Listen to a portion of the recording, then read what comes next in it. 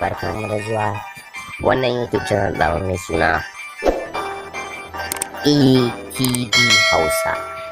Wannan channel ɗin tawa mai suna ATV Hausa tasha ce da za ta dinga kawo muku ingantattun labarai da ɗumi su. Saboda haka ku danna mana alamar subscribe, sannan ku danna mana alamar karara domin samun sababbin shirye-shiryen mu da ɗumi su da zarar mun dora. Sannan kada ku manta da alamar like, domin like ne su yi gaba ƙara mana ƙwarin gwiwa don mu binciko muku ingantattun labarai kuma babu ƙarya a cikinsu. Sannan ku yi mana sharing da 'yan uwanku su ma su ji su amfana. Mun gode.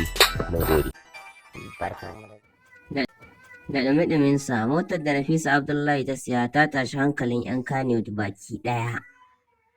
Sakamakon jin cewa 'yan Kannywood fa kaf ɗinsu babu mai irin wannan motar.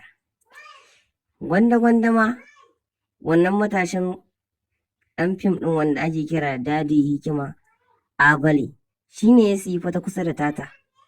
Amma kaf cikin 'yan fim babu, duba da miliyoyin kuɗaɗen da aka sa aka siyi motar Nafisa Abdullahi. To ga hoton motar ma ku gani don ku tabbatar. Nafisa Abdullahi dai ta siyi wannan motar da kuɗaɗe masu tsada. Kaf Kannywood babu